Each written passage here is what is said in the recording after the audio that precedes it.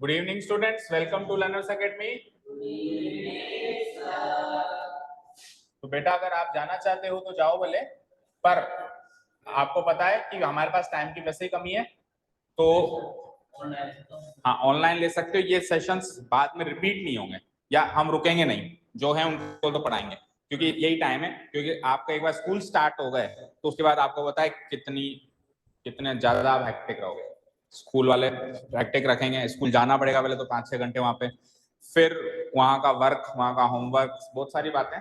तो फिर ये सेशंस, ये जो हमारे इंटरेस्टिंग सेशंस चल रहे हैं, जो एक्स्ट्रा चीजें आप सीख रहे हो, which will not only help you in your board exams but after board also, तो वो हम बाद में कभी नहीं सीख पाएंगे, मौका ही नहीं लगेगा। क्योंकि 11th-12th में फिर आप बाहर चले जाओगे या इधर उधर हो जाओगे, तो ये आखिरी मौका है ऐसे मान के चलो। उसमें भी अगर आप जाना चाहते हो तो जाओ, लेकिन फिर ये दोबारा नहीं मिलेगा जो भी मिलता है। ठीक है, ललचा दिया मैंने थोड़ा। क्या बता आपका प्लान रात रात में चेंज हो जाए? फिर भी जाएगा। सक्सेसफुल पर्सन कौन होता है पता है? सक्सेसफुल पर्सन कोई एक प्रोफेशन नहीं होता कि एक पर्टिकुलर प्रोफेशन सक्सेसफुल है और दूसरा प्रोफेशन अनसक्सेसफुल है। पर्टिकुलर प्रोफेशन को हम सक्सेसफुल नहीं कह सकते। सक्सेसफुल पर्सन वो होता है जो राइट टाइम पर राइट प्रायोरिटी सेलेक्ट करता है कि इस समय मेरे लिए प्रायोरिटी क्या है, इस समय मेरे लिए प्रायोरिटी क्या है। क्योंकि पग पग पे, कदम कदम पे अपने को प्रायोरिटीज डिसाइड करनी पड़ती हैं। उस टाइम अपने अगर करेक्ट प्रायोरिटीज डिसाइड करेगी इस समय मेरे लिए ये सही है, तो फिर वो आगे चल के उसको सक्सेस मिलने से कोई नहीं रोक सकता। बाकी माया तो भरमाती है पग पग पे, समझ गए? माया मीन्स दिस वर्ल्ड, ये तो पग पग पे भरमाएगी कि चलो यार घूमे आते हैं यार, क्या पढ़ाई कर रहे हो। ओके चलो, सो प्रोनाउन हमने स्टार्ट किया था। प्रोनाउन में हमने दो क्लासिफिकेशन ऑफ प्रोनाउन में दो तरह के प्रोनाउन हमने कवर कर लिए हैं। Which one, which ones, not which one, which ones. हमने वन का प्लूरल सीख लिया है ना। Okay, which ones, personal pronoun and then reciprocal pronoun. ये दो कैटेगरी हमने सीखी थी। नो कैटेगरी है, तो वो जो अब जो रेसिप्रोकल प्रोनाउन के बाद जो हमने नाम में लिखे थे लाइक डिस्ट्रीब्यूटिव प्रोनाउन, उसके बाद डेमोन्स्ट्रेटिव प्रोनाउन, ये दो कैटेगरी को स्किप कर रहे हैं। वो उतनी सी है जितनी सी रेसिप्रोकल था ना, तो उनको सबको एक साथ ले लेंगे हम इन द एंड, एक ही दिन में सारी कवर हो जाएंगी, है ना। अब अपन नेक्स्ट इंपॉर्टेंट कैटेगरी की बात करने वाले हैं, जो सबसे लेंथी है of the chapter, which is relative. ठीक है, किसी किसी बुक में रिलेटिव प्रोनाउन के नाम से पूरा अलग से चैप्टर है। यहाँ पे तो एक कैटेगरी है, बट ये पूरा अपने आप में एक चैप्टर। ठीक है, रिलेटिव प्रोनाउन। तो देखो रिलेटिव का मतलब क्या होता है, बोलो what do you understand by relative? जैसे रिश्तेदार को अपन कहते हैं मेरा रिलेटिव है, सो रिलेटिव प्रोनाउन क्या हो जाएगा बताओ? संबंध सूचक सर्वनाम। ऐसे प्रोनाउन जो संबंध स्थापित करें, ऐसे प्रोनाउन जो क्या स्थापित करें? किसी का किसी से संबंध स्थापित करने वाले प्रोनाउन क्या कहलाते हैं? रिलेटिव प्रोनाउन या फिर संबंध सूचक सर्वनाम। ठीक है, गिनती में ये, जैसे अपन ने पर्सनल प्रोनाउन देखे थे, तो ब्रॉडली स्पीकिंग पर्सनल प्रोनाउन 7 थे, फिर 7 की फॉर्म्स थी। तो उसी तरीके से ब्रॉडली स्पीकिंग करें तो ये रिलेटिव प्रोनाउन गिनती में 3 होते हैं। कितने होते हैं? 3। इंग्लिश में रिलेटिव प्रोनाउन की संख्या कितनी होती है? 3। और वो 3 कौन कौन सी हैं? Who, which, that. Who, which, that. और सिंपल सा इनका रूल है, शायद आप अब पहले भी जानते होंगे, इतना तो हम 10th क्लास तक 9th क्लास तक आकर समझ जाते हैं कि हु किनके लिए यूज होता है? पर्सन्स। विच किसके लिए यूज होता है? थिंग्स। एंड दैट किसके लिए यूज होता है? दोनों के लिए यूज हो सकता है, use for both persons and things. यानी कि जहां हम धर्म संकट में फंस जाएं, जहां हमको हु भी सही लग रहा हो और विच भी, मतलब जहां दोनों आ सकते हो, तो वहां पे हम दैट लगाते हैं। वहां पे हम क्या लगाते हैं? That. So 3 relative pronoun clear है क्या? Who, which, that. अब सुनो, अभी हालांकि हमने एक कैटेगरी स्किप कर दी बीच में, इंटरोगेटिव प्रोनाउन, उसमें सारे WH वर्ड्स आते हैं, हु, विच, हुम, व्हाट। तो वहां पर भी हु आता है और विच आता है, वहां पर भी हु और विच आता है। तो सबसे बड़ा कंफ्यूजन, सर हु और विच तो WH वर्ड भी है, तो ये तो इंटरोगेटिव प्रोनाउन में भी आता है और ये रिलेटिव प्रोनाउन में भी आ रहा है, तो हम पहचानेंगे कैसे कि कब तो ये इंटरोगेटिव प्रोनाउन है और कब ये रिलेटिव प्रोनाउन? तो देखो सिंपल सी बात है, इंटरोगेटिव प्रोनाउन जब आएगा तो इंटरोगेटिव सेंटेंस में आएगा। ठीक है सर, तो फिर क्या रिलेटिव प्रोनाउन इंटरोगेटिव सेंटेंस में नहीं आ सकता? वो भी आ सकता है, फिर वापस कंफ्यूजन। तो उससे अच्छा तरीका है इसको आइडेंटिफाई करने का, रिलेटिव प्रोनाउन का जब अपन हिंदी अर्थ करते हैं, उस शब्द का जब अपन हिंदी अर्थ करते हैं, वैसे हु का मतलब होता है कौन, वैसे हु का मतलब क्या होता है? कौन। जैसे मैंने कहा हु इज योर फादर, तो आपके पिता कौन। हु का मतलब क्या होता है? कौन। वैसे तो इंटरोगेटिव प्रोनाउन के केस में, रिलेटिव प्रोनाउन के केस में हु का मतलब होता है जो। क्या होता है? जो। यानी कि रिलेटिव प्रोनाउन का जब हम हिंदी अर्थ करते हैं तो एक ज से स्टार्ट होने वाला शब्द निकलता है, ज से। अब वो ज से स्टार्ट होने वाला शब्द कौन कौन से हो सकते हैं? जो, जिसने, जिसको, जिससे, नहीं जैसे नहीं, जो, जिसने, जिससे, जिसको, जिससे, जिससे, जिसके लिए, ऐसे शब्द निकल के आते हैं। ठीक है। अब ये सर संबंध कैसे स्थापित करते हैं? तो अब एक सेंटेंस ले लेते हैं, है ना। बहुत हुआ, एक सेंटेंस ले लेते हैं तो थोड़ा बहुत क्लियर हो। चर्चित एंड रुद्र, कमर जवाब दे गई क्या अभी से ही आपकी कि आपको एक बेंच की जरूरत पड़ रही है सहारे के लिए? सीधे बैठो, बेंच को पीछे करो। अब यहां पे ध्यान दो। Okay, so let us take in sentence. देखो डेफिनेशन वैसे मैंने बता दी, पढ़ लो। इनर रिलेटिव प्रोनाउन क्यों कहते हैं? क्यों कहते हैं भैया? क्योंकि ये प्रोनाउन अपने से पहले आने वाले नाउन या प्रोनाउन को रिलेट करते हैं। इन प्रोनाउन से पहले कौन सा नाउन या प्रोनाउन आ रहा है उनसे ये संबंध स्थापित करते हैं, और वो नाउन या प्रोनाउन जो इनसे पहले आ रहे हैं, जिनसे ये संबंध स्थापित कर रहे हैं, उनको बोला जाता है एंटीसीडेंट। क्या बोला जाता है? तो कुछ टर्मिनोलॉजी अपने को सीखनी पड़ेगी इस टॉपिक के लिए। ठीक है, क्या बोला जाता है? वैसे एंटीसीडेंट का एग्जैक्ट मीनिंग होता है पूर्वज। वैसे एंटीसीडेंट का एग्जैक्ट मीनिंग क्या होता है? पूर्वज। पर इस टॉपिक में एंटीसीडेंट का मीनिंग पूर्वज ना निकल के पूर्व पद निकलेगा। क्या निकलेगा? पूर्व पद। तो रिलेटिव प्रोनाउन से पहले, रिलेटिव प्रोनाउन से पहले उसका एंटीसीडेंट रखा हुआ होगा। वो एंटीसीडेंट क्या होगा? एक नाउन हो सकता है या एक प्रोनाउन हो सकता है। ये नाउन या प्रोनाउन वो नाउन या प्रोनाउन होंगे जिससे ये तीन में से कोई एक रिलेटिव प्रोनाउन संबंध स्थापित कर रहा होगा अगली बात का। जैसे कि सेंटेंस देखते हैं।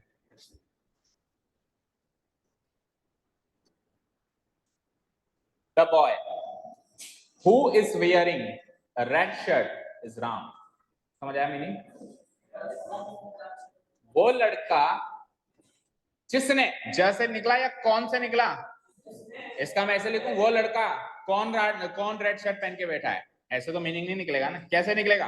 वो लड़का जिसने, जैसे निकला कि नहीं निकला, रेड शर्ट पहनी है, वो कौन है? राम। तो यहाँ पे हु जो है वो इस नाउन का इस एक्शन से, इस पूरी वारदात से, is wearing A red shirt, ये पूरी वारदात है, इससे संबंध स्थापित कर रहा है।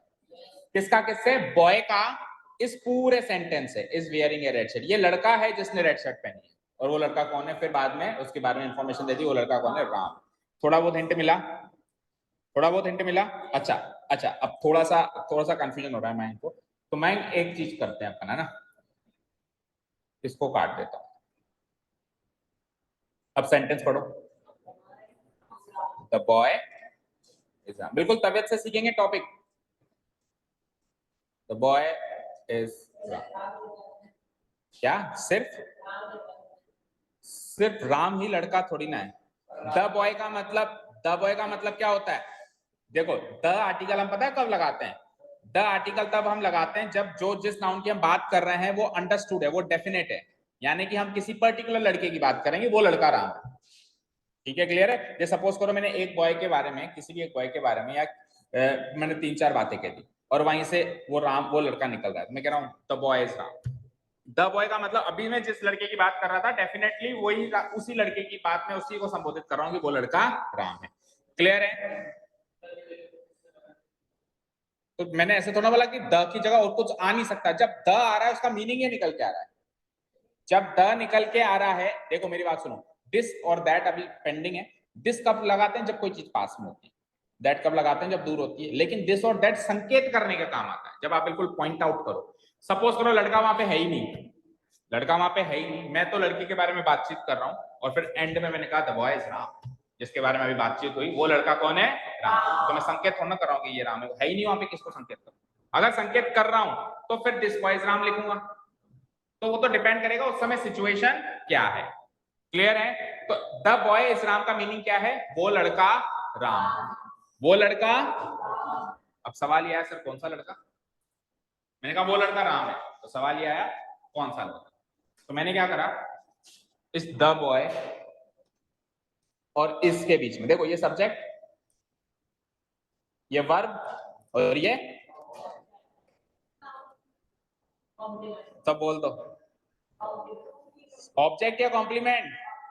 ये बॉय और राम सेम है या अलग अलग? और कल बताया था बी वर्ब के बाद कॉम्प्लीमेंट आता है। यहाँ पे कोई एक्शन नहीं हो रहा जिसका प्रभाव पड़ रहा हो राम पे, तो वो ऑब्जेक्ट नहीं है, वो क्या है इसका? Complement. So subject plus verb plus complement, sentence का स्ट्रक्चर तो कंप्लीट है, सेंटेंस ये वाला सेंटेंस करेक्ट है, गलत नहीं है। लेकिन मीनिंग वाइज मुझे पता नहीं चला कि किस लड़के की बात हो रही है, तो मैंने क्या कहा, मैंने क्या कर दिया, मैंने इस बॉय के बीच में एक सेंटेंस डाल दिया, ये who is wearing a red shirt।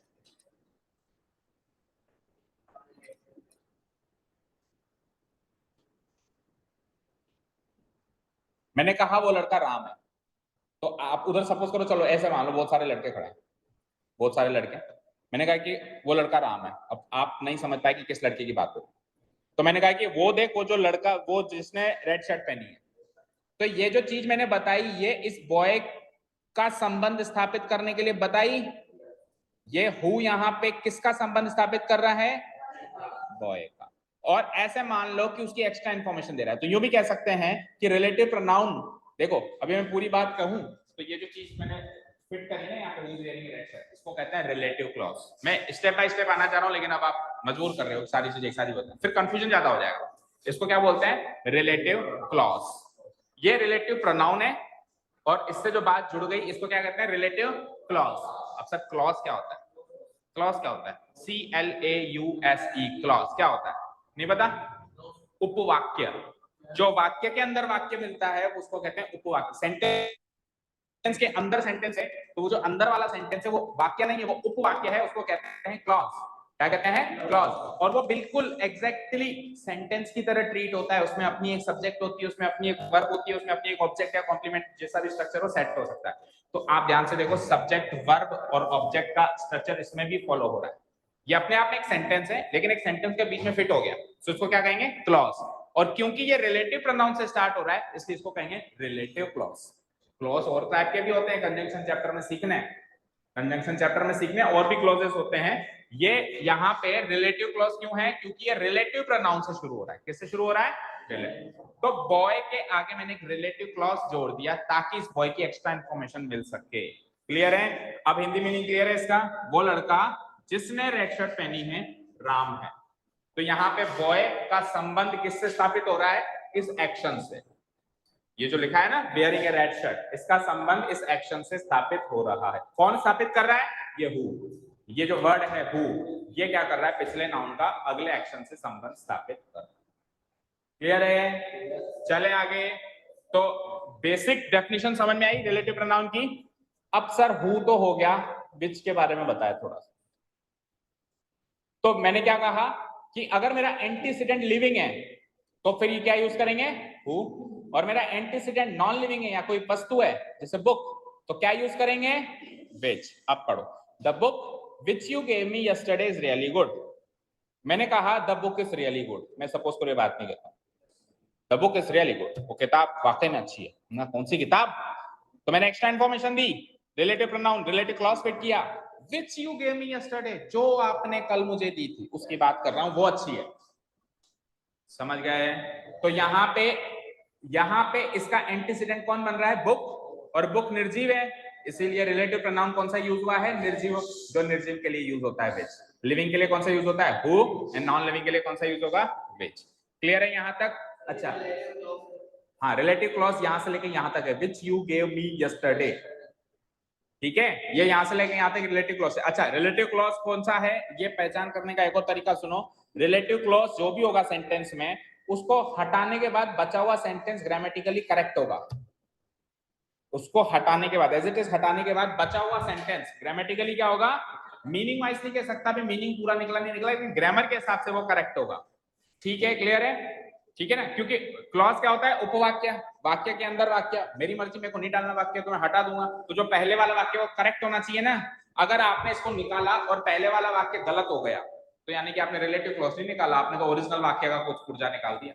या तो उसका सब्जेक्ट निकाल दिया, या उसकी वर्ब निकाल दी, या उसका ऑब्जेक्ट निकाल दिया, और आपने एस को हटा दिया ऐसे। अब पुराना सेंटेंस जो बचा हुआ सेंटेंस वो करेक्ट है, दैट मींस आपने पुराने सेंटेंस का कुछ नहीं निकाला, यानी कि अब जो निकला है वो क्लॉज था। वो क्या था? क्लॉज था, जो वाक्य के अंदर वाक्य के रूप में रखा हुआ था।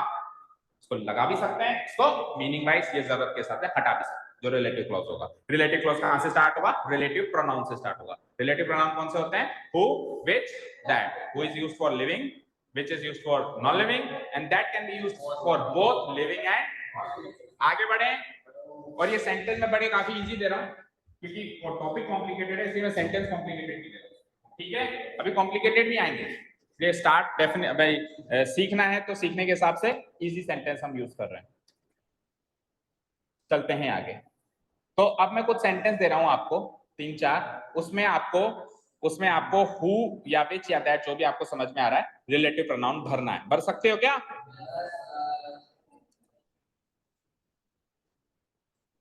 ठीक है, तो ये 4-5 सेंटेंस हैं, फटाफट से भरते जाओ। पहला लेते हैं, the girl dash is standing in the corner is my student. अब देखो मेरी बात सुनो, आपने हु तो भर दिया क्योंकि आपको पता है हु विच दैट में से भरना है, लेकिन मैं यही नहीं कहूं कि हु विच दैट में से भरना है, मैं बताऊं नहीं कि रिलेटिव प्रोनाउन भरना है, तो फिर तो सोचते रहोगे ना हु विच दैट के अलावा भी दुनिया में बहुत सारी चीजें। तो आपको हिंदी अर्थ करके देखना, अगर ज से यहाँ पे जो भी चीज आ रही है उसकी जगह कोई ज वाला शब्द निकल के आए तो वो रिलेटिव प्रोनाउन ही है ना? अब हिंदी अर्थ करो, वो लड़की जो कॉर्नर में खड़ी है इज माय स्टूडेंट, वो मेरी स्टूडेंट। ठीक है, क्लियर है? तो जो से इस यहाँ पे जो भी शब्द आएगा, पता नहीं क्या शब्द आएगा, लेकिन उसका हिंदी अनुवाद तो जैसे निकल के आ रहा है, जो निकल के आ रहा है, दैट मींस यहाँ पे रिलेटिव प्रोनाउन आएगा। अब रिलेटिव प्रोनाउन आएगा तो रिलेटिव प्रोनाउन अपने एंटीसीडेंट की इंफॉर्मेशन दे रहा है अगली बात से। तो एंटीसीडेंट क्या है? पिछला नाउन या प्रोनाउन। पिछला नाउन या प्रोनाउन कौन है? गर्ल। प्रोनाउन भी हो सकता है, याद रखिए प्रोनाउन भी आएंगे। ठीक है, खड़े हो जा चर्चित एंड मौलिक, stand up, both of you go there and you go here. हाँ, वापस बैठने के लिए जल्दी, या फिर आपके पीछे चलो, इससे भी पीछे। हाँ, ओके, बैठ जाओ। Okay, let's see. So the girl, क्या लगाऊंगा बताओ? Who is standing in the corner is my student. So who is used for living? तो girl is living, fine. The book, अब ये तो सेम वही आ गया, तो इसमें तो भर दो फटाफट which, अभी वाला ही आ गया तो है ना, which you gave me yesterday is really good, क्योंकि इसका एंटीसीडेंट कौन है? बुक है। She hates everybody and everything dash reminds her of her mistakes. Meaning निकालना पहले जरूरी। वो हेट करती है, नफरत करती है, किससे? एवरीबडी, हर इंसान से, एंड एवरीथिंग, हर वस्तु से भी करती है। अब क्या वो क्या वाकई में दुनिया के हर एक इंसान और हर वस्तु से नफरत करती है? नहीं नहीं, सबसे नहीं करती है, वो उन एवरीबडी और उन एवरीथिंग से नफरत करती है। क्या निकल गया हिंदी वर्ड? हिंदी अर्थ बोलो, जो उससे रिमाइंड कराता है, याद दिलाता है उसकी गलतियों की, उस व्यक्तियों और वस्तुओं से वो नफरत करती है। तो अगर मैं सेंटेंस का मीनिंग अगर यहाँ पे स्टॉप कर दूं तो ये सेंटेंस करेक्ट है ना? She hates everybody and everything, she subject, hate verb, everybody and everything object. देखिए इसको नफरत करती है, एवरीबडी एंड एवरीथिंग को नफरत करती है, हो गया ऑब्जेक्ट। लेकिन मैंने इस एवरीबडी और एवरीथिंग की और जानकारी देनी चाहिए कि वो एवरीबडी एवरीथिंग कैसे हैं, किस टाइप के हैं, तो मैंने एक रिलेटिव क्लॉज जोड़ दिया। क्या जोड़ दिया? Relative clause. और रिलेटिव क्लॉज हमेशा रिलेटिव प्रोनाउन से स्टार्ट होगा। रिलेटिव प्रोनाउन 3 होते हैं, हु, विच, दैट। बोलो क्या आएगा? हु आएगा या विच आएगा या दैट आएगा? बोलो बोलो कृतिका, शैली बोलो। दैट। क्यों? क्योंकि ये जो इंफॉर्मेशन, ये जो रिलेटिव प्रोनाउन जो भी आएगा वो कनेक्ट जिसको करेगा, वो कनेक्शन एवरीथिंग से या एवरीबडी से नहीं होगा, वो कनेक्शन पूरे एवरीबडी एंड एवरीथिंग से होगा। वो कनेक्शन किससे होगा? यानी कि एंटीसीडेंट पूरा है ये, एवरीबडी एंड एवरीथिंग, ये पूरा एंटीसीडेंट है। तो everybody living, everything non living, तो यहाँ पे कंफ्लिक्ट क्रिएट हो गया। अगर हु लगाएं तो एवरीथिंग कहेगा भी मेरे लिए विच क्यों नहीं लगाया, और विच लगाएं तो एवरीबडी कहेगा मेरे लिए हु क्यों नहीं लगाया। तो दोनों जाओ बाहर में, लगा देता हूं मैं दैट। क्या लगा देता हूं मैं? दैट। अच्छा, यहाँ पे दैट लगा दिया हमने। अब सुनो, क्या मैं यहाँ पे दैट और यहाँ पे दैट लगाऊं तो चलेगा क्या? यस और नो? नहीं चलेगा।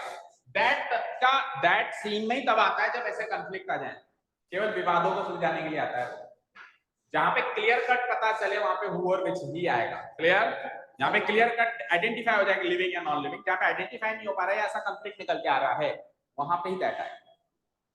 ठीक है, तो फिर हु और विच हटा देते हैं, फिर दैट भर देंगे। एक काम करते हैं, सब में दैट भर देंगे आंख बंद करके।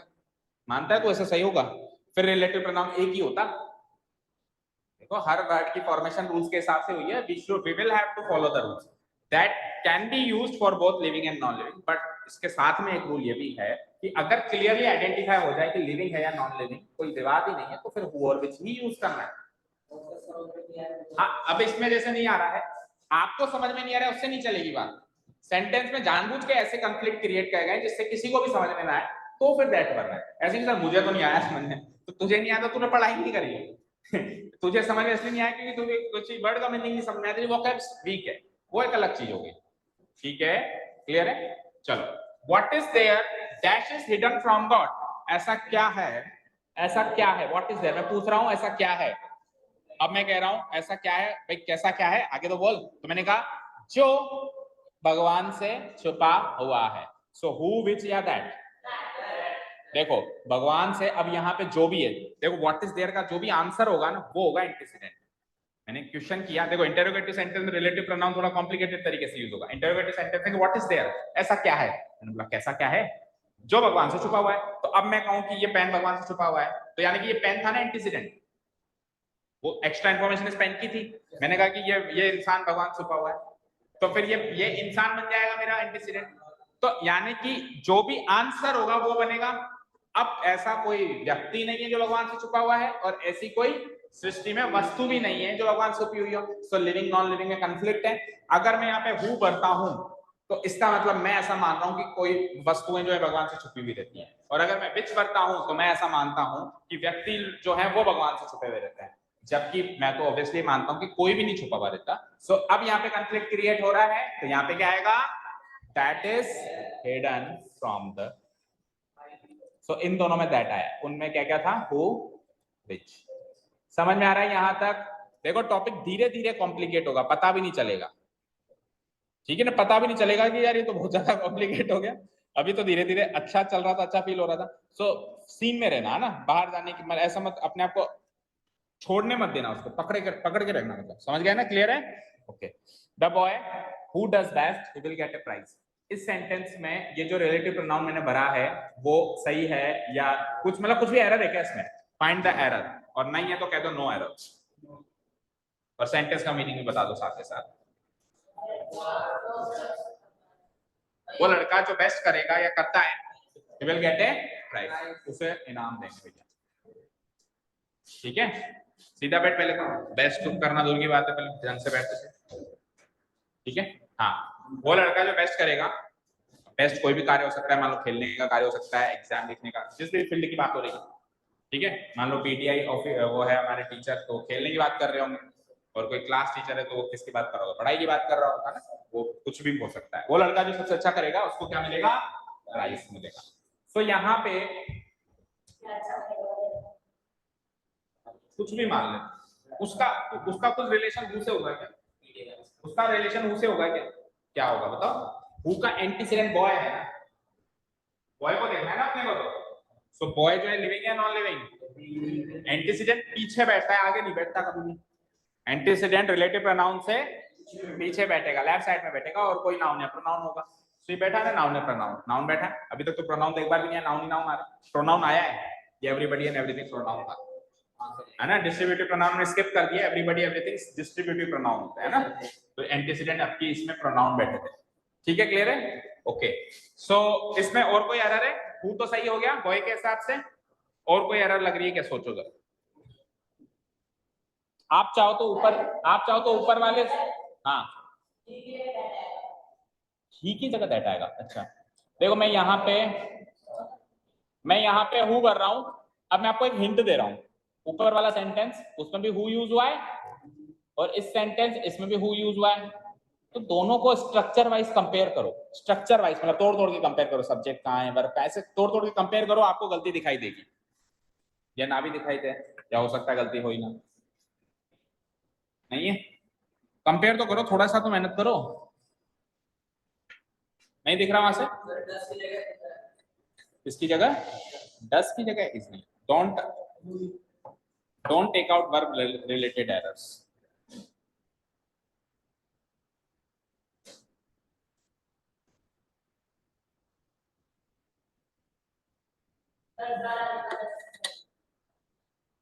नहीं लगेगा। द जब लगता है एडजेक्टिव के आगे लगता है, एडजेक्टिव की सुपरलेटिव डिग्री। यहाँ पे बेस्ट एडजेक्टिव है ही नहीं, एडवर्ब है। सबसे अच्छा करेगा क्रिया की विशेषता है, नाउन या प्रोनाउन की विशेषता नहीं है, तो नहीं लगेगा। फिक्स रूल्स वैसे किताबी कीड़ों की तरह मत रटा करो कि सुपरलेटिव डिग्री आ जाए तो दही लगेगा। कंपैरेटिव डिग्री से पहले भी द लग जाता है और सुपरलेटिव डिग्री से पहले भी नहीं लग सकता है, दोनों बातें हो जाती हैं, तरह के तरह रह जाते हैं रूल्स, तो डिटेल में पढ़ना पड़ता है चीज। नहीं पकड़ में आ रही? चलो मौलिक एक काम कर देगा क्या, मैंने इसमें से रिलेटिव क्लॉज हटाना है, ऊपर वाले सेंटेंस में हटा दो, रिलेटिव क्लॉज हटा के बाहर फेंक दो। मतलब वो एक्स्ट्रा इन्फॉर्मेशन जो मैं कह रहा हूं, हु इज स्टैंडिंग, भाई को जो कॉर्नर में खड़ी है उसको हटा दो और बचा हुआ सेंटेंस पढ़ के बताओ। पहले तो बताओ रिलेटिव क्लॉज कहां से लेके कहां तक है, तो इसको हटा दूं मैं, तो बचा हुआ सेंटेंस पढ़ना जरा। The girl is my student, correct है ये? द गर्ल, भाई the girl is my student का मतलब वो लड़की मेरी स्टूडेंट है, और किसी को नहीं समझ में आएगी किस लड़की की मैं बात कर रहा हूं, तो मैंने गर्ल के आगे एक रिलेटिव क्लॉज लगा दिया, भाई देख ले इस लड़की की मैं बात कर रहा हूं जो कॉर्नर पे खड़ी है। क्लियर यहां तक? अब जरा इसमें से रिलेटिव क्लॉज हटाओ, करो कोशिश।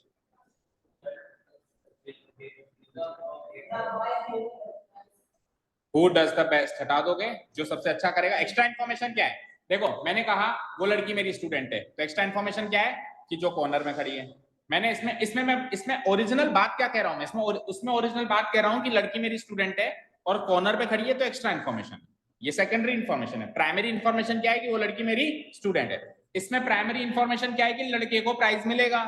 अब एक्स्ट्रा इन्फॉर्मेशन दे रहा हूं भाई, किस लड़के को प्राइज मिलेगा, जो सबसे अच्छा करेगा। सो एक्स्ट्रा इन्फॉर्मेशन को हटा देना ही रिलेटिव क्लॉज को हटा देने के बराबर है। सो हटा दिया मैंने, यही तो एक्स्ट्रा इन्फॉर्मेशन है, हु डज बेस्ट। अब पढ़ना जरा सेंटेंस, द बॉय, क्या ये करेक्ट लग रहा है आपको सेंटेंस? यार द बॉय नाउन के साथ में उसी का प्रोनाउन भी लगा दिया। अरे प्रोनाउन कब लगता है, जब नाउन को सब्स्टिट्यूट करना हो। भाई संज्ञा के स्थान पे प्रयोग किए जाने वाला शब्द होता है सर्वनाम, ये तो संज्ञा भी लगा दी सर्वनाम भी लगा दिया, सो सरासर गलत है। तो यहाँ पे कौन अखर रहा है, ये अखर रहा है, तो यानी कि क्या गलत था वहां पे, ही। अब सुनो जरा ध्यान से, जहां पे रिलेटिव क्लॉज खत्म हुआ उसके बाद सेंटेंस की मेन वर्ब आ रही है, तो यहां पे रिलेटिव क्लॉज कहां खत्म हुआ, तो फिर मेन वर्ब आ जानी चाहिए थी, विल गेट। अलग से एक नाउन या प्रोनाउन की क्या जरूरत थी? रिलेटिव क्लॉज का मतलब क्या होता है, एक्स्ट्रा इंफॉर्मेशन, जो बॉय के बारे में। तो बॉय के बारे में एक्स्ट्रा इंफॉर्मेशन क्या है, जो सबसे अच्छा करेगा। हु डज बेस्ट, खत्म। हु डज बेस्ट पे खत्म ना एक्स्ट्रा इंफॉर्मेशन, रिलेटिव क्लॉज खत्म। अच्छा रिलेटिव क्लॉज जो होता है वो भी सेंटेंस की तरह ही होता है, सेंटेंस की तरह ही तो होगा। तो देखो हु सब्जेक्ट, डज जो हो गई उसकी वर्ब, और बेस्ट एडवर्ब क्रिया की विशेषता। तो subject plus verb plus adverb वाला स्ट्रक्चर भी होता है। सेंटेंस के 2-3 स्ट्रक्चर सीखे थे अपन ने, तो ये कौन सा स्ट्रक्चर हो गया, subject plus verb plus adverb. तो ये सेंटेंस का स्ट्रक्चर भी कंप्लीट होता है। तो रिलेटिव क्लॉज तो यहां से लेके यहां तक है ना, यहां से लेके यहीं तक तो है। तो रिलेटिव क्लॉज जब खत्म हो रहा है तो सेंटेंस की मेन वर्ब क्यों नहीं आ रही, ये अलग से नाउन या प्रोनाउन क्यों आ रहा है, ये है मुद्दा। इसीलिए ये सेंटेंस क्या है, गलत है। ठीक है, अब एक बार ये रिलेटिव प्रोनाउन खत्म हो जाने दो, फिर इसी सेंटेंस को फिर से लेंगे, क्योंकि कुछ चीजें अभी नहीं बताई है। इस सेंटेंस में से एरर निकालने का एक तरीका और है, पर उसके लिए कुछ चीजें अभी सीखनी पड़ेगी। हाल फिलहाल तक आपने क्या सीखा, रिलेटिव क्लॉज जो होता है वो एक्स्ट्रा इंफॉर्मेशन होती है, किसकी किसकी, एंटीसीडेंट की। किसकी, एंटीसीडेंट कौन होता है, नाउन या प्रोनाउन कहां कहां आता है, कॉम्प्लीमेंट, सब्जेक्ट ऑब्जेक्ट कॉम्प्लीमेंट। तो देखो यहाँ पे ये सब्जेक्ट की जगह आ रहा है नाउन, ये देखो subject plus verb plus object. हाँ ऑब्जेक्ट की जगह कौन कौन आ सकता है, कॉम्प्लीमेंट और एडवर्ब, ठीक है। तो कॉम्प्लीमेंट एडवर्ब आएगा, उसके लिए भी सेम रूल्स ही रहेंगे, एक बार ऑब्जेक्ट की तरह ही लेते हैं, ठीक है। अब सुनो, तो नाउन कहाँ का आएगा इन दोनों में से, या तो यहाँ आएगा नाउन या प्रोनाउन, या फिर यहाँ आएगा, दोनों में से एक जगह आएगा, या दोनों जगह भी आ सकता है, मतलब पोजीशन तो यही है। अब एंटीसीडेंट जब नाउन या प्रोनाउन बनेगा तो वो नाउन या प्रोनाउन या तो सब्जेक्ट की जगह बैठा हुआ होगा या ऑब्जेक्ट की जगह बैठा हुआ होगा, ऐसे ही तो बैठा हुआ होगा, वर्ब की तरह, वर्ब की जगह थोड़ा बैठा हुआ होगा, या तो सब्जेक्ट की जगह बैठा होगा। अब अगर मैं जो सब्जेक्ट में नाउन या प्रोनाउन बैठा है उस नाउन या प्रोनाउन की एक्स्ट्रा इंफॉर्मेशन देना चाहता हूं, तो मैं रिलेटिव क्लॉज यहां पे फिट करूंगा, यस और नो करूंगा, तो वो रिलेटिव क्लॉज जैसे ही खत्म होगा तो वर्ब दिखाई देनी चाहिए, जो सब्जेक्ट सेंटेंस की मेन वर्ब थी उसको हटाने से पहले। बोलो ठीक ना, नहीं समझे अभी भी? भाई सेंटेंस का ओरिजिनल स्ट्रक्चर क्या होता है बताओ, subject plus verb plus object होता है, या सब्जेक्ट के बाद एक और सब्जेक्ट फिर वर्ब प्लस ऑब्जेक्ट, ऐसे होता है? बोलो, सब्जेक्ट के बाद सीधे वर्ब आती है ना। अब आप इस सब्जेक्ट में नाउन या प्रोनाउन बैठा है, एंटीसीडेंट का काम नाउन या प्रोनाउन करता है, उसकी एक्स्ट्रा इंफॉर्मेशन देना चाहते हो, तो रिलेटिव क्लॉज इस नाउन या प्रोनाउन के जस्ट बाद आ जाएगा। तो रिलेटिव क्लॉज खत्म होगा तो उसके बाद क्या दिखाई देगा, सेंटेंस की मेन वर्ब, सेंटेंस की मेन वर्ब। अब इस मेन वर्ब से पहले कोई ही शी इट कुछ भी नाउन या प्रोनाउन कोई सब्जेक्ट आ रहा है तो गलत है ना, गलत है ना, वो तो यहाँ आ गया ना, ऑलरेडी आ गया ना, द बॉय तो आ गया ना, ही दोबारा क्यों लगा रहे हो, द बॉय पहले ही आ गया ना सब्जेक्ट, तो ही दोबारा क्यों लगा, क्लियर, ठीक है। अब दूसरा ऑप्शन ये है कि सर ऐसा भी तो हो सकता है कि इस नाउन या प्रोनाउन की एक्स्ट्रा इंफॉर्मेशन बतानी हो, तो फिर आप रिलेटिव क्लॉज यहां लगाओगे, भाई जिस नाउन या प्रोनाउन की एक्स्ट्रा इंफॉर्मेशन देनी है उसी के बाद तो लगाओगे। तो अगर आप रिलेटिव क्लॉज यहां लगाओगे तो फिर क्या होगा, रिलेटिव क्लॉज वहीं खत्म होगा जहां सेंटेंस खत्म हो रहा है, और उसमें एरर बनने के चांसेस कम होते हैं, क्योंकि तो सेंटेंस खत्म, रिलेटिव क्लॉज खत्म, सेंटेंस खत्म, एरर बनने के चांसेस कहां आते हैं, जब वो बीच में फिट हो रहा हो, दैट मींस सब्जेक्ट एंटीसीडेंट हो, ऑब्जेक्ट एंटीसीडेंट ना हो। इन्हीं सेंटेंस में एक सेंटेंस है जिसमें ऑब्जेक्ट एंटीसीडेंट है, बाकी सब में सब्जेक्ट एंटीसीडेंट। चेक करो, देखो इन सेंटेंस को फिर से देखो, देखो द गर्ल यहाँ पे सब्जेक्ट है, तो यही एंटीसीडेंट है, और ये मेरे रिलेटिव क्लॉज, तो बीच में बैठा है ये रिलेटिव क्लॉज, सब्जेक्ट के बाद वर्ब आनी चाहिए थी, लेकिन मेरे को गर्ल की एक्स्ट्रा इंफॉर्मेशन देनी है तो मैंने रिलेटिव क्लॉज फिट कर दिया। अब इस सेंटेंस को देखो, she hates everybody and everything वाला देखो, इसमें ये सब्जेक्ट है शी क्या है, सब्जेक्ट, हेट्स क्या है, वर्ब, और ये ऑब्जेक्ट आ गया। अब मुझे शी की नहीं देनी है एक्स्ट्रा इंफॉर्मेशन, मेरी मर्जी, मुझे तो ऑब्जेक्ट है जो एवरीबॉडी एंड एवरीथिंग उसकी एक्स्ट्रा इंफॉर्मेशन देनी है, तो रिलेटिव क्लॉज यहां ना लग के कहां लगेगा, यहां लगेगा, और रिलेटिव क्लॉज खत्म कहां होगा, जहां सेंटेंस खत्म हो रहा है, रिलेटिव क्लॉज खत्म कहां होगा, जहां सेंटेंस, क्योंकि लगी आखिरी में रहा है, लगी आखिरी में रहा है ना, तो रिलेटिव क्लॉज के बाद क्या क्या आ सकता है, ये दो बातें से याद रखो।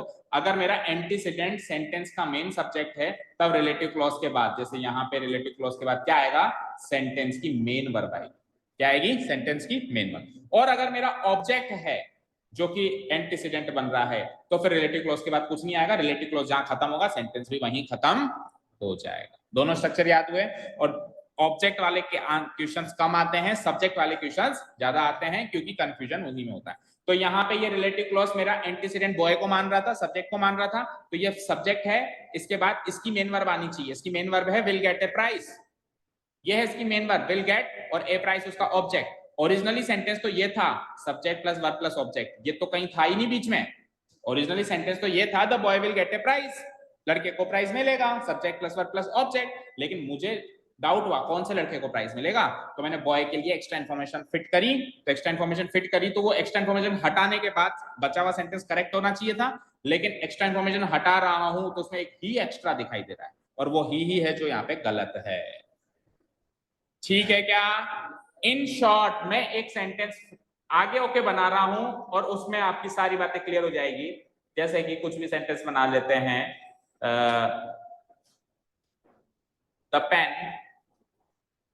पेन के लिए क्या आएगा, हु विच या that, which I bought yesterday, which I bought yesterday, जो मैंने कल खरीदा, बॉट का बाय की सेकंड फॉर्म में बॉट, बाय बॉट बॉट, जो मैंने कल खरीदा। अब ये एक्स्ट्रा इन्फॉर्मेशन हो गई, एक्स्ट्रा इन्फॉर्मेशन खत्म कर दी मैंने। अब आप पेन की बात बताओ जो बता रहे थे, अब आप पेन की वो बात बताओ जो बता रहे थे, जो मैं बताना चाह रहा था, ये तो मैंने एक्स्ट्रा इन्फॉर्मेशन फिट कर दी, इसको हटाओ।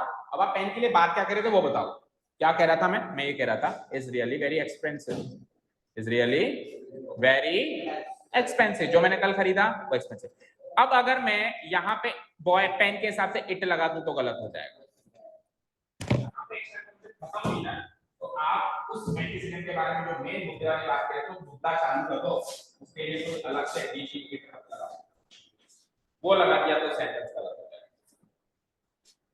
क्लियर है क्या? अभी क्लियर है? जैसे उसमें बॉय के लिए ही लगा हुआ है वो गलत है, जहां पे खत्म हुआ उसके आगे बात लगाओ और वर्ब लगा के सेंटेंस में मुद्दा बताओ क्या बताने वाले। ठीक है? कई बार क्या होता है, जैसे मैं स्टोरी बता रहा हूँ, स्टोरी बताते बताते फिर अचानक से इसी एक पॉइंट को लेकर थोड़ा साइड में सके, और साइड में सकते बह गया, फिर आपने कहा बता के रखा होगा। तो मैंने कहा पेन जो मैं कल खरीदा बह गया, एक्स्ट्रा बता रहा हूँ कुछ, फिर चर्चित ने कहा सर पेन के बारे में क्या कहते हो बताओ, आपने कल खरीदा वो फिर मैंने कहा हाँ वो पेन क्या है, एक्सपेंसिव। वो पेन क्या है, एक्सपेंसिव। क्लियर है? क्लियर है क्या? Clear to all?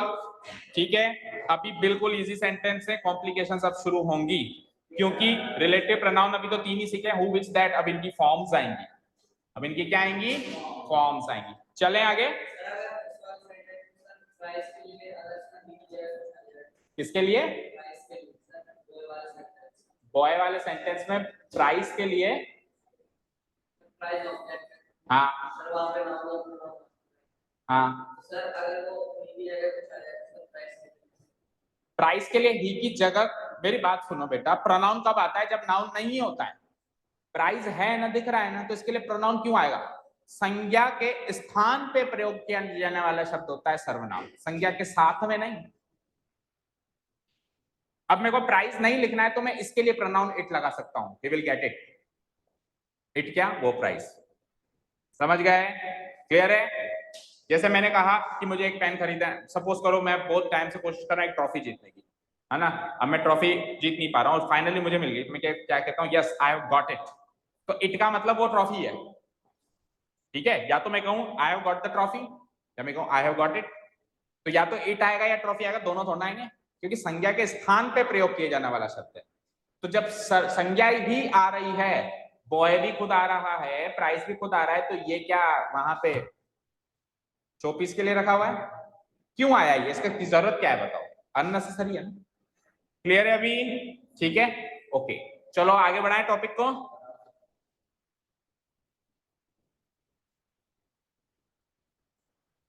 चार सेंटेंस में आपको दे रहा हूं और उससे पहले मैं आपको बता रहा हूं कि जो 3 प्रोनाउन हमने सीखे, रिलेटिव प्रोनाउन जिनका नाम था हु विच दैट, उनकी फॉर्म्स भी है। अभी जो हमने हु विच दैट की बात करी है या यूसेज किया है पिछले सेंटेंसेस में, वो सारे सब्जेक्टिव फॉर्म के यूसेज है।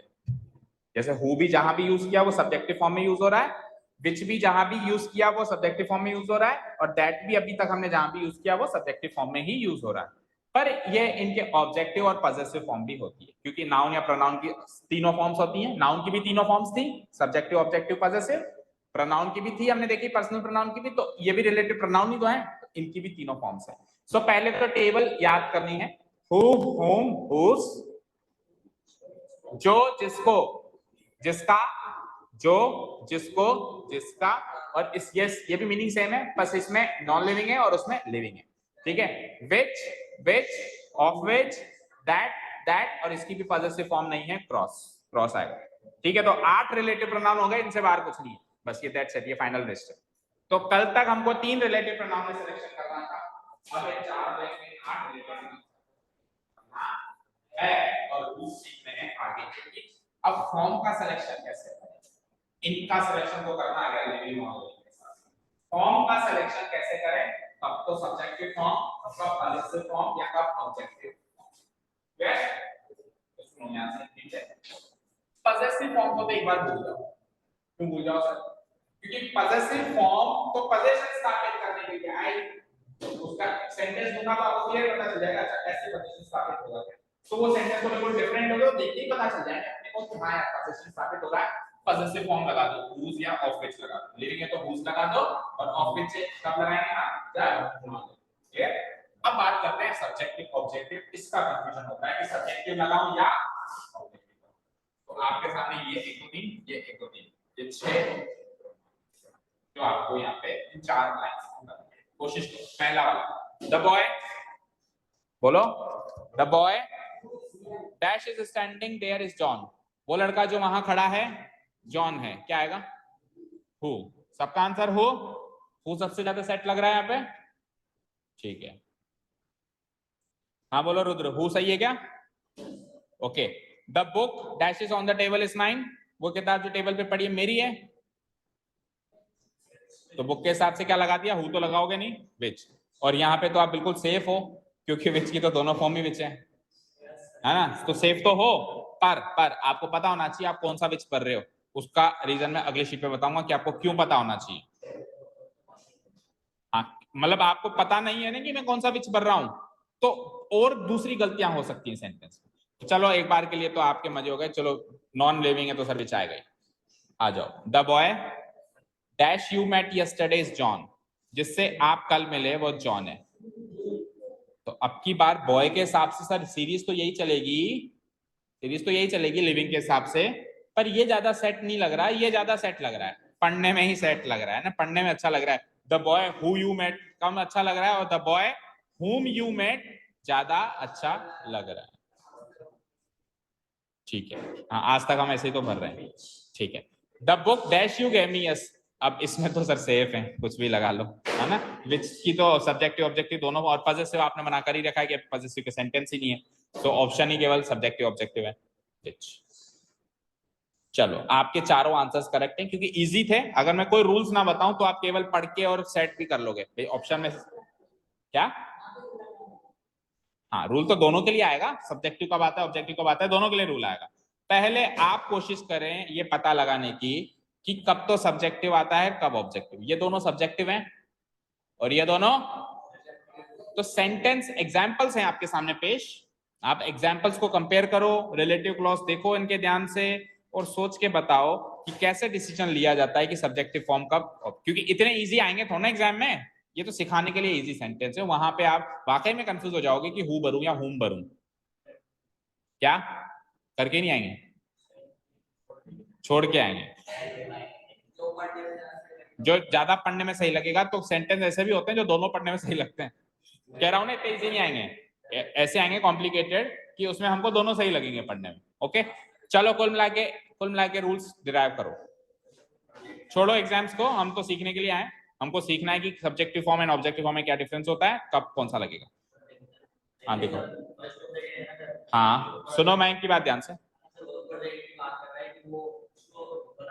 अच्छा मैं इधर वॉस भर दूं तो फिर होम आ जाएगा क्या, पास्ट की बात कर दूं तो, क्या वाकई में सब्जेक्टिव ऑब्जेक्टिव का जो मीनिंग है वो प्रेजेंट टेंस या पास्ट टेंस से चलता है, आपको ऐसा लगता?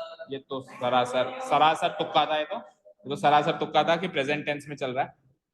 हाँ तो प्रेजेंट टेंस पास्ट टेंस का फर्क नहीं, अगर मैं वॉस लगा दूं तो भी हुई आएगा, होम नहीं आएगा। हाँ चलो और कुछ बोल, हाँ बताओ फील समझाओ, समझाओ समझूंगा मैं, तो जो समझता उसको समझा दो, कोई नहीं समझता। ओके हाँ चर्चित, तो आपके विचार व्यक्त करें, एक्सपर्ट ओपिनियन है क्या कुछ, या पास? कृतिका को ये कुछ कह रहा था, क्या नाम है, लक्ष्य, लक्षित, हाँ लक्षित बोलो क्या कह रहे थे, कुछ शेयर कर रहे थे, बताओ बोलो कृतिका क्या कह रहा था, वही कह रहा था प्रेजेंट पास्ट। अच्छा अच्छा सबने ये देख लिया ये दोनों प्रेजेंट है और ये दोनों पास्ट है, तो इसी का ही चक्कर है, बट ये नहीं है।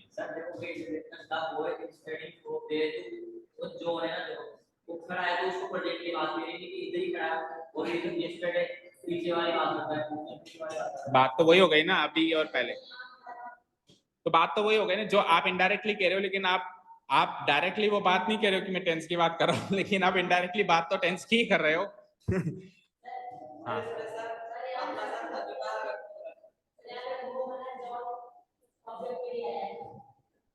होम जो है वो जॉन ऑब्जेक्ट के लिए है, अधिकार तो पॉजेसिव फॉर्म में होता है कहीं भी, हुज या ऑफिस, हुज या ऑफिस कहाँ लगाया आपने, कहीं भी लगाया है क्या, अधिकार व्यक्ति के तो सेंटेंस ही नहीं है अभी, अभी पॉजेसिव फॉर्म नहीं है अभी। शैली कुछ कुछ भी हिंट नहीं लग रहा, हाँ हाँ तो हिंदी अर्थ करके देखेगा, मतलब हमेशा कोई स्ट्रक्चर नहीं ढूंढेगा, हिंदी अर्थ से करेगा, या मतलब कुल मिला के बात वही होगी कि सर फिट करके देख लेंगे। चलो सुनो, हाँ तो हाँ बोलो, आगे बोलो, सही जा रहे हो। क्या रूल है? ये तो बना रहा है तूने, अभी अभी बनाया।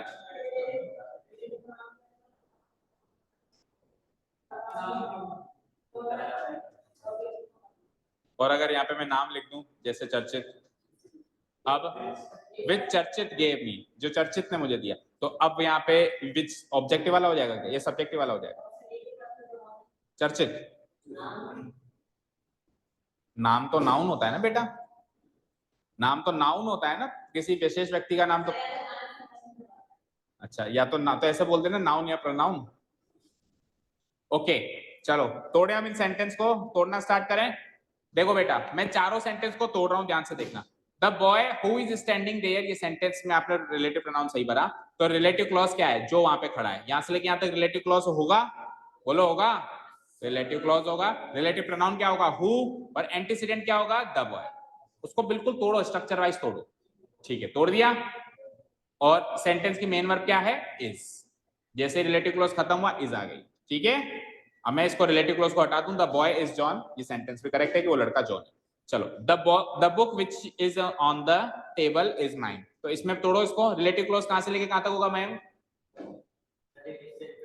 विच से लेकर टेबल तक, यस, क्योंकि मेन वर्ब से पहले खत्म हो जाएगा। और द बुक इज माइन अपने आप में एक सेंटेंस है, उसमें मैंने एक्स्ट्रा इन्फॉर्मेशन जोड़ी है। ठीक है, समझ आ रहा है? एंटीसीडेंट कौन बनेगा? Non living the book. ठीक, इसमें आपने भरा होम, तो इसमें रिलेटिव क्लॉज कहां से लेके कहां तक है? Yesterday, yesterday. देखो सिंपल सा लॉजिक है, रिलेटिव क्लॉज वो चीज है जो हटाने के बाद बचा हुआ सेंटेंस सही होना चाहिए, मेन मुद्दे वाली बात बच जानी चाहिए, एक्स्ट्रा इन्फॉर्मेशन हट जानी चाहिए। सो जिससे आप कल मिले, जिससे आप कल मिले, ये हटा दिया और मैंने सीधे लिख दिया द बॉय जॉन, मैंने कहा वो लड़का जॉन। अब देखो इसमें जॉन में गलती है, प्रॉपर नाउन हमेशा कैपिटल लेटर से शुरू होता है, पर इसको एज सच कोई ग्रामेटिकल एरर नहीं मानी जा सकती। ये केवल कहते हैं ना उठने बैठने का ढंग, तो ये बस ये उठने बैठने के ढंग से रिलेटेड है। ऐसा नहीं हमने उठने बैठने का ढंग गलत करेंगे तो मार्क्स कर जाएंगे हमारे। तो इंग्लिश में प्रॉपर नाउन हमेशा कैपिटल लेटर से स्टार्ट करते हैं। ठीक है, ठीक है चलो। तो यहाँ पे ये रिलेटिव क्लॉज और ये एंटीसीडेंट, और एंटीसीडेंट जहां रिलेटिव क्लॉज जहां खत्म, वहां पे एंटीसीडेंट की मेन वर्ब आ गई, यानी सब्जेक्ट की मेन वर्ब आ गई, सेंटेंस की मेन वर्ब आ गई। चलिए यहाँ पे क्या भरा हमने? विच। सो यहाँ से लेके यहाँ तक ये हो गया। कहां तक होगा रिलेटिव क्लॉज? बताओ। मी, विच यू गेव मी, जो आपने कल मुझे दी, इसको हटा दूं तो फिर बचा हुआ सेंटेंस बनता है the book is very useful, जो अपने आप में सही सेंटेंस है कि ये किताब वाकई में यूजफुल है, उपयोगी है। फिर मेरे को एक्स्ट्रा इन्फॉर्मेशन देनी थी कि कौन सी किताब उपयोगी है, तो मैंने कह दी कि जो आपने कल मुझे दी। क्लियर? तो ये टूट फूट तो कर ली ढंग से, कर ली। अब सुनिएगा ध्यान से, अब ध्यान से सुनिएगा। इन रिलेटिव क्लॉज को मैं एक जगह नोट कर देता हूं, चारों, केवल रिलेटिव क्लॉजेस को। बोलो पहला रिलेटिव क्लॉज क्या था? Who is standing there? Who is standing there? Second relative clause क्या था? Which is on the table. Which is on the table. And the third relative clause was whom you met yesterday. थोड़ा बहुत दिख रहा होगा ना? Whom you met yesterday. This is the third relative clause. And the fourth and the last one is which you gave me yesterday.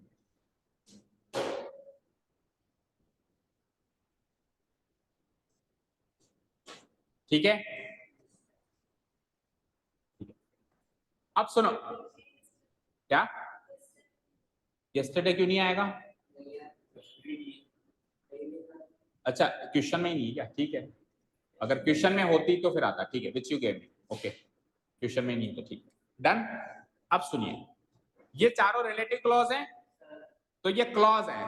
Clause मतलब उपवाक्य, यानी वाक्य के अंदर, तो है तो ये भी एक वाक्य, है तो ये भी एक वाक्य, तो ये भी वाक्य के स्ट्रक्चर को मानना पड़ेगा, इसको भी subject plus verb plus object या subject plus verb plus complement या subject plus verb plus adverb, तीन स्ट्रक्चर में से ये भी आएगा। तो इसको, इन क्लॉजेस को मैं तोड़ने की कोशिश कर रहा हूं, सब्जेक्ट प्लस इन क्लॉजेस को, ओनली इन क्लॉजेस को। सो देखना, अगर मैं इन क्लॉजेस को तोड़ूं तो ये वर्ब दिखाई दे रही है मुझे, इज स्टैंडिंग, इज स्टैंडिंग पूरी वर्ब है, खड़ा होना, और देयर वहां पे एडवर्ब है, वहां खड़ा होना। ठीक है, सो वर्ब के साथ ये एडवर्ब आ गया, चेक करो। वर्ब से पहले क्या आता है? अरे सेंटेंस के स्ट्रक्चर में सब्जेक्ट, वर्ब से पहले क्या आता है? तो रिलेटिव क्लॉज के स्ट्रक्चर में ये एक सब्जेक्ट बन रहा है, यानी रिलेटिव प्रोनाउन सब्जेक्ट का काम कर रहा है, तो सब्जेक्टिव फॉर्म में आएगा नहीं आएगा? आएगा। चलो नेक्स्ट सेंटेंस देखते हैं। ये हो गई verb. On the table again adverb, जगह की जानकारी। और विच, वर्ब से पहले क्या आता है? सब्जेक्ट। तो यहाँ पे ये रिलेटिव प्रोनाउन भी सब्जेक्ट का काम कर रहा है इस सेंटेंस में। ये एक सेंटेंस है भैया, ये एक सेंटेंस है। ये तो हाल फिलहाल उस सेंटेंस के अंदर था तो क्लॉज था, जैसे मैंने बाहर निकाला तो ये राजा अपने आप में एक सेंटेंस है, तो सेंटेंस का स्ट्रक्चर फॉलो करेगा। करेगा तो वर्ब से पहले सब्जेक्ट लगेगी। हर सेंटेंस में वर्ब से पहले सब्जेक्ट लगती है, लग गई। तो ये सब्जेक्टिव फॉर्म में है, तो यानी कि ये विच भी कहां था? ये सब्जेक्टिव फॉर्म वाला विच था, ऑब्जेक्टिव फॉर्म वाला नहीं था। तीसरा पढ़ो। whom you met yesterday का मतलब क्या होता है Mayank? whom you met yesterday का मतलब क्या होता है? जिससे आप कल मिले। मिला कौन इस सेंटेंस में? मिला कौन?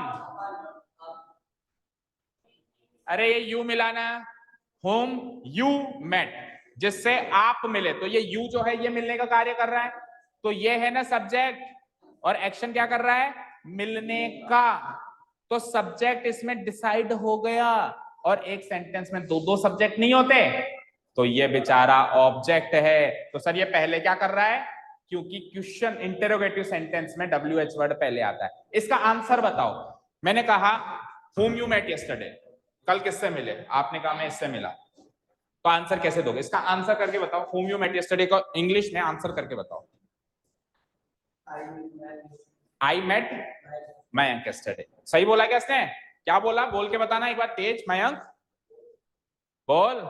I meet नहीं met, I met Mayank yesterday। अब ध्यान से सुनना, ये सब्जेक्ट, ये वर्ब, ये ऑब्जेक्ट। अब इसको I met मयंक को whom you met से कंपेयर करो, तो I you से कंपेयर हो रहा है, met से कंपेयर हो रहा है, तो ये मयंक तो whom का आंसर है। मयंक किसका आंसर है? जो मैंने क्वेश्चन पूछा उसका आंसर है, तो मयंक यहाँ पे ऑब्जेक्ट है, इसका मतलब वो भी वहां पे ऑब्जेक्ट। मैंने कहा आप कल किससे मिले, तो अब जो भी आप आंसर दोगे वो ऑब्जेक्ट होगा, क्योंकि मिलने का काम तो आपने किया, तो आप तो सब्जेक्ट हो। मेट वर्ब हो गई, तो वहां पे वो ऑब्जेक्ट है, तो ये ऑब्जेक्टिव फॉर्म में आएगा। इतना भी नहीं समझ में आए तो सिंपल सा रूल है, वर्ब से पहले ऑलरेडी सब्जेक्ट बैठा है। यहाँ पे वर्ब से पहले कोई सब्जेक्ट बैठा है क्या? नाउन या प्रोनाउन? यहाँ पे वर्ब से पहले सब्जेक्ट बैठा है। बैठा है तो सब्जेक्ट आ गया। आ गया तो दो दो नहीं चाहिए, एक ही चाहिए होता है। एक वर्ब एक सब्जेक्ट होता है, एक वर्ब एक सब्जेक्ट होता है। सो ऑलरेडी सब्जेक्ट आ गया, तो फिर वो कौन है? वो ऑब्जेक्ट होगा, और ऑब्जेक्ट होगा तो ऑब्जेक्टिव फॉर्म में ही आएगा। डन। लास्ट वाला, विच you gave me yesterday, which you gave मी, जो मुझे कल आपने दी। तो यू है, देने वाला तो यू है, यू है ना सब्जेक्ट, देने वाला कौन है? यू। और यू ने क्या एक्शन किया? गेव करने का एक्शन दिया। यू ने क्या एक्शन किया? गेव वाला एक्शन किया। तो ये तो हो गया सब्जेक्ट, ये हो गया ऑब्जेक्ट। तो सब्जेक्ट क्लियर हो गया ना?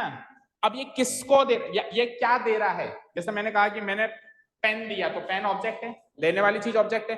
तो विच का आंसर कुछ ऑब्जेक्ट हो सकता है, या कोई भी वो चीज होगी जो मैं दे रहा हूं, तो उसका आंसर अगर ऑब्जेक्ट है तो फिर विच भी ऑब्जेक्ट है।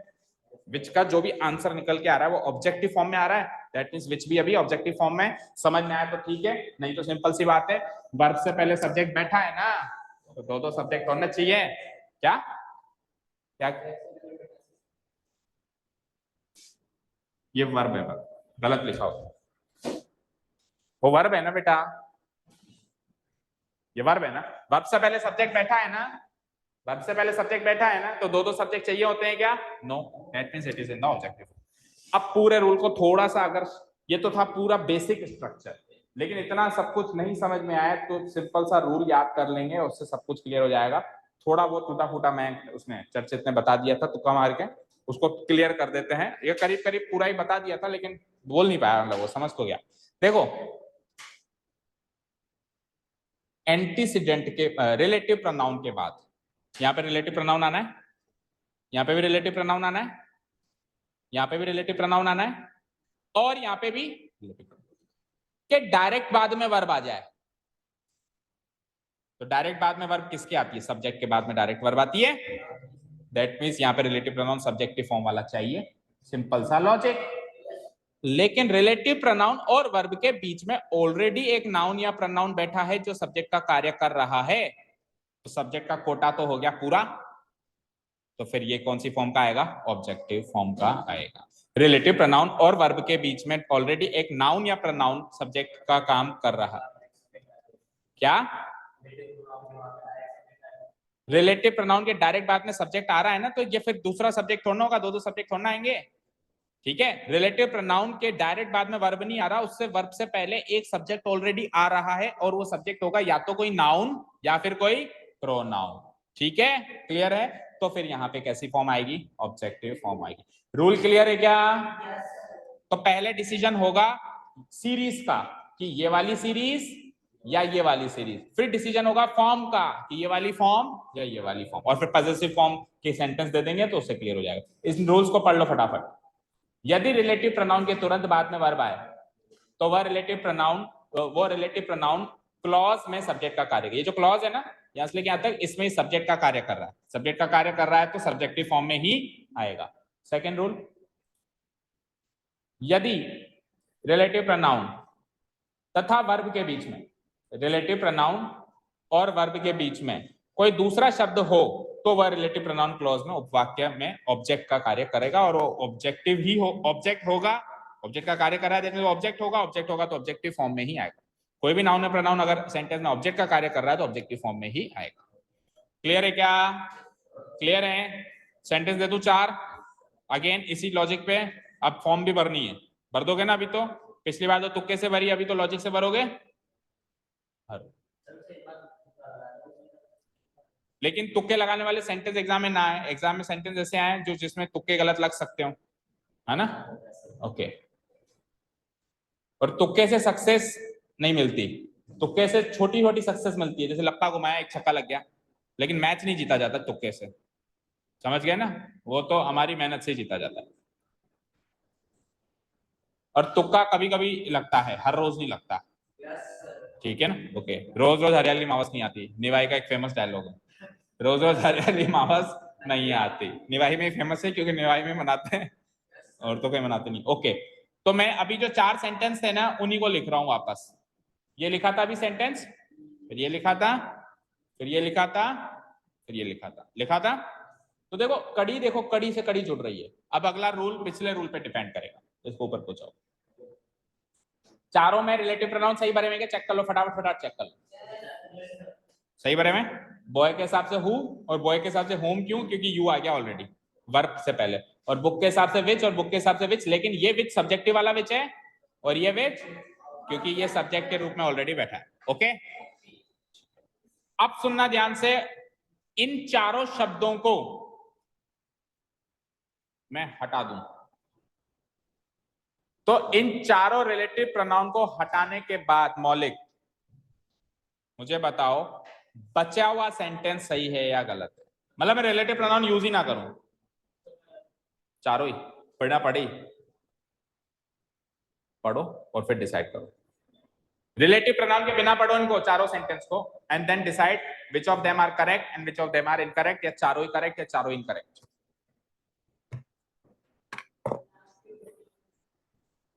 लास्ट के 2 सही हैं।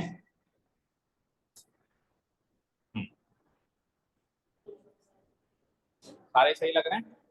फिर तो छोड़ो, फिर रिलेटिव प्रोनाउन पढ़ना ही क्यों, जब बिना लगाए सही हो रहे हैं। तो सारे सेंटेंस में अगर बिना रिलेटिव प्रोनाउन लगाए काम बन रहा है तो फिर चलो।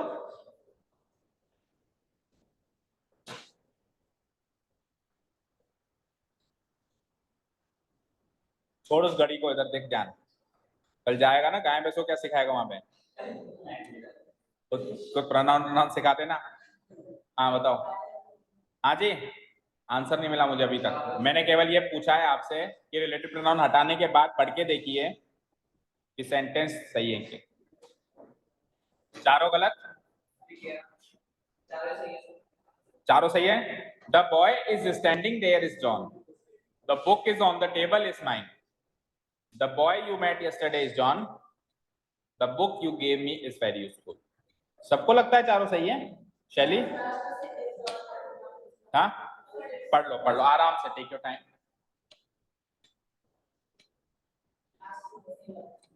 लास्ट के 2 सही लग रहे हैं, अब आया लाइन में। तो जब तक हम इन्वॉल्व नहीं होंगे, पार्टिसिपेट नहीं करेंगे, कुछ भी नहीं सीख सकते। ठीक है, बुकलेट ही चाहिए तो वैसे ही ले लो मुझसे प्रिंटेड, सारी पढ़ लेना घर बैठ के।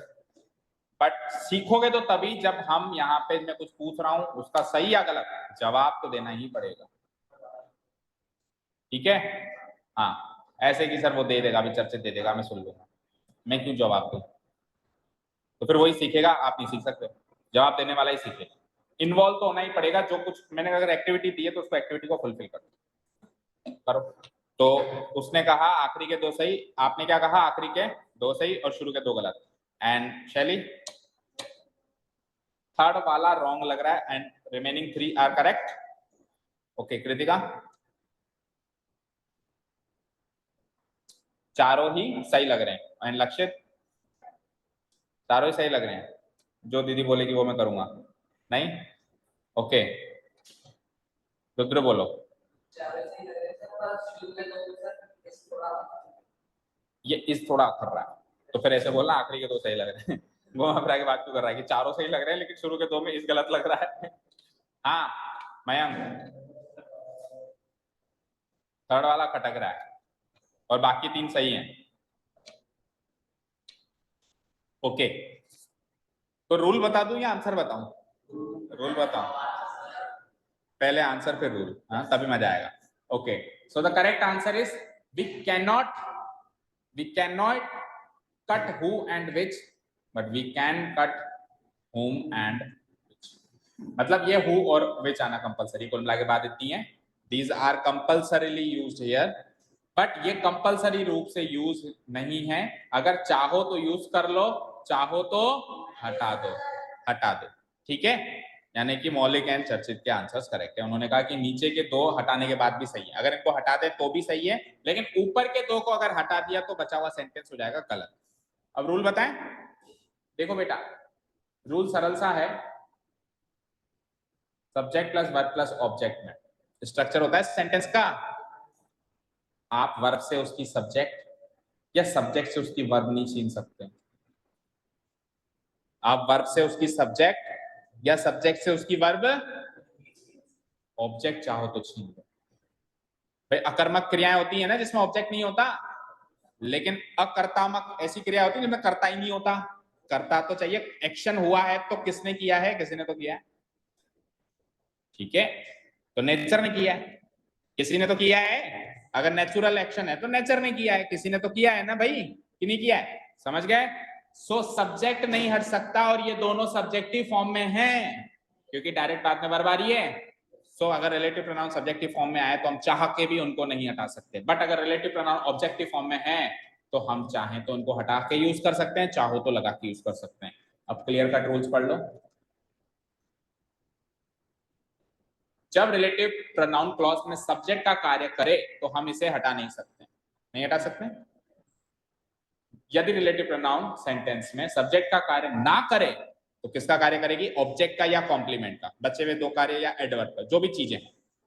ठीक है, जनरली कॉम्प्लीमेंट और ऑब्जेक्ट ही बचेगा। ठीक है, तो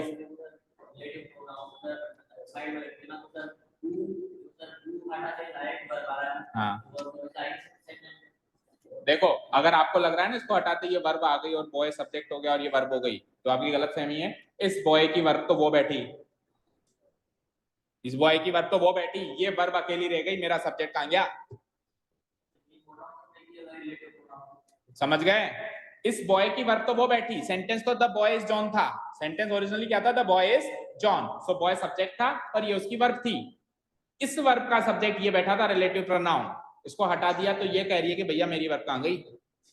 वर्ब नहीं, अगर मेरी सब्जेक्ट कहां गया? अगर सब्जेक्ट नहीं तो वर्ब भी नहीं है, फिर कुछ भी नहीं है, फिर रिलेटिव क्लॉज भी नहीं है। क्लियर है क्या? ठीक है, और रिलेटिव प्रोनाउन अगर सेंटेंस में सब्जेक्ट का कार्य ना करे तो बचे हुआ कार्य कौन सा हो गया? ऑब्जेक्ट या कॉम्प्लीमेंट, उस जगह हटा दो आप, या सिंपल सी बात करें ऑब्जेक्टिव फॉर्म में आ रहा है तो हटा दीजिए।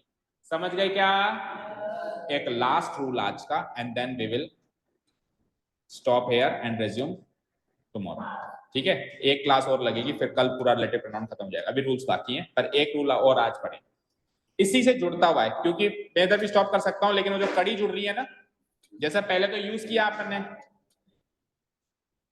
तुम तो लोग क्या कह रहा हूं, देखो पहले जो अपन ने रूल यूज किया उससे अगली कड़ी आई, पहले तो हु विच दैट पढ़ा, फिर उसकी फॉर्म्स पढ़ी, फिर फॉर्म्स पढ़ने के बाद ये पढ़ा कि फॉर्म कब कैसे लगती है, फिर उसके बाद ये पढ़ा कि कब हटा सकते हैं और कब नहीं हटा सकते, तो उसी से रिलेटेड ये रूल है। Okay, this is the house in dash I live, I want somebody to dash I can talk, I need a chair on dash I can sit. सबसे पहले तो आपको रिलेटिव प्रोनाउन भरना है फिर हटाना है, पहले तो भरो भाई आएगा तो क्या आएगा, और फिर ये डिसाइड करो कि हटा सकते हैं कि नहीं हटा सकते, है ना, तो पहले तो भर दो।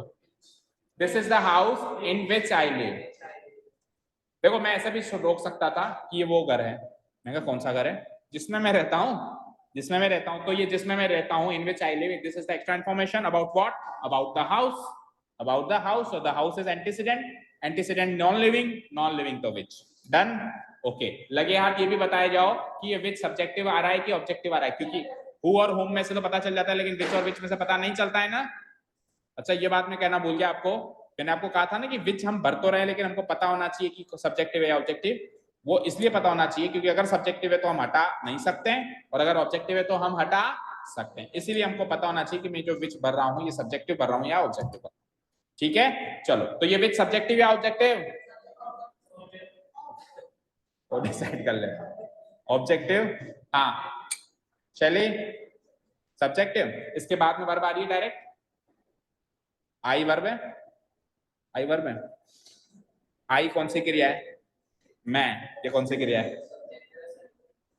क्रिया तो ऑब्जेक्टिव है ना बेटा, सब्जेक्टिव क्यों है, ऑब्जेक्टिव है ना, इसके बाद में वर्ब कहाँ आ रही है, सब्जेक्टिव के डायरेक्ट बाद में वर्ब आती है, इसके बाद लिव वर्ब से पहले आई एक ऑलरेडी सब्जेक्ट आ गया ना, आई लिव, तो ये सब्जेक्ट ये वर्ब, तो ऑलरेडी सब्जेक्ट आ गया, दैट मींस ये कौन सा है फॉर्म, ऑब्जेक्टिव फॉर्म, ये कौन सी फॉर्म है, ऑब्जेक्टिव फॉर्म है। अभी एक साथ हटाएंगे, कुल मिला के ये कौन सी फॉर्म है, ऑब्जेक्टिव, पहले तीनों को भर दें फिर तीनों से एक साथ पूछेंगे कि किसको हटा सकते हैं किसको नहीं हटा सकते। ठीक है, आई वॉन्ट समबडी, मुझे कोई चाहिए, कौन चाहिए भाई, जिससे मैं बात करूं, जिससे मैं बात करूं, सो इधर समबडी जो होगा वो लिविंग होगा, तो लिविंग होगा तो या तो हु होगा या हुम होगा। अब अगेन टॉक वर्ब से पहले आई आ गया, तो इसको इस वर्ब को अपना सब्जेक्ट मिल गया, मिल गया तो ये ऑब्जेक्टिव फॉर्म आएगी, ऑब्जेक्टिव फॉर्म आएगी तो हु नहीं आएगा, क्या आएगा, हुम आएगा, डन। और हुम में तो देखते ही पता चल जाता है कि ऑब्जेक्टिव है, सोचना ही नहीं है, सोचना ही नहीं क्या है ये, objective, done. I need a chair, मुझे एक चेयर चाहिए जिस पर मैं बैठ सकूं, जिस पर मैं बैठ सकूं, तो चेयर यहाँ पे एंटीसीडेंट है, एंटीसीडेंट नॉन लिविंग है, नॉन लिविंग में विच या विच, दोनों में से कोई एक विच, पर पता होना चाहिए कौन सा विच। अगेन सिट वर्ब से पहले उसका सब्जेक्ट बैठा है, ये वर्ब कहेगी मेरा कोटा पूरा हो गया, मुझे मेरा सब्जेक्ट मिल गया, दूसरा सब्जेक्ट नहीं चाहिए, तो फिर ये ऑब्जेक्टिव फॉर्म। क्लियर है क्या यहां तक, आपने सही भरा है और सही बताया है अभी तक। अब इससे पहले हमने एक रूल पढ़ा था, क्या पढ़ा था, जस्ट इससे पिछली स्लाइड, क्यों आपने नहीं पढ़ा था, हाँ बताओ क्या पढ़ा था, बताओ कि, तो फिर तू गांव जाना कैंसिल कर दे, क्योंकि तू 10 दिन में तो 10 रिलेटिव प्रोनाउन को रिलेटिव प्रोनाउन के जस्ट बाद अगर सब्जेक्ट आता है तो उसको हटा सकते हैं और नहीं आता तो सिंपल सी बात कहो कि रिलेटिव प्रोनाउन सब्जेक्टिव फॉर्म में आ रहा है तो नहीं हटा सकते, और ऑब्जेक्टिव फॉर्म में आ रहा है तो हटा सकते। अभी ये तीन रिलेटिव प्रोनाउन सब्जेक्टिव फॉर्म में आ रहे हैं, ऑब्जेक्टिव फॉर्म में आ रहे हैं, तो आप इनको हटा सकते हो बाय रूल, हटा के देखो तीनों में से कितने सही है कितने गलत है।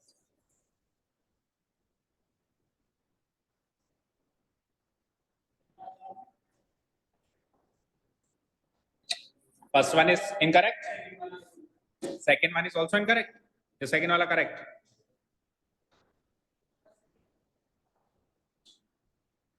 फर्स्ट वाला, सेकंड वाला, थर्ड वाला सही, तीनों ही गलत है। हाँ आप भी कुछ कहोगे, बताओ, तीनों गलत, मयंक, लक्षित,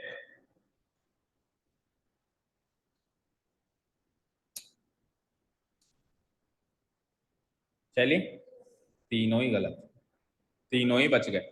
हाँ फर्स्ट गलत है बस, बाकी दो तो सही है। हाँ आपने क्या आंसर दिया? तीसरा सही।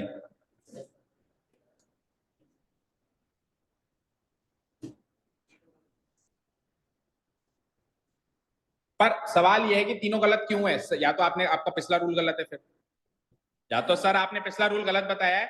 आपने हमको सिखाया था कि ऑब्जेक्टिव फॉर्म को हटा सकते हैं, तो हटाने के बाद ये सही क्यों नहीं है? सवाल ये, या तो पिछला रूल गलत है या अभी का आंसर गलत है।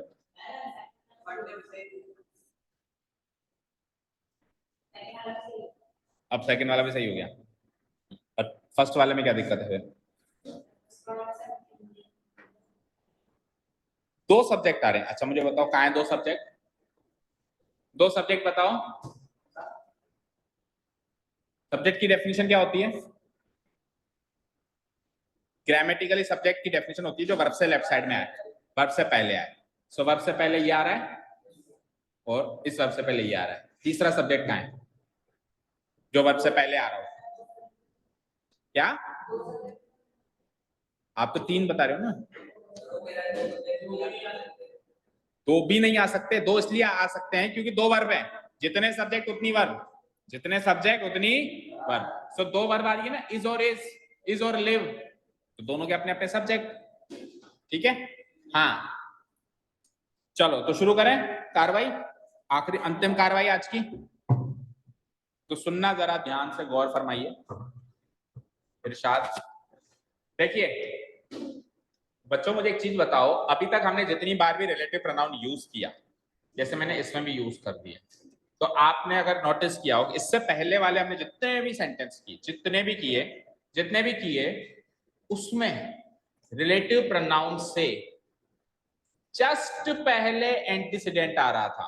जस्ट पहले एंटीसीडेंट खत्म हो रहा था, रिलेटिव प्रोनाउन शुरू हो रहा था, ऐसे हो रहा था। लेकिन यहां पे इसके एंटीसीडेंट के बीच में एक प्रीपोजिशन बैठा है।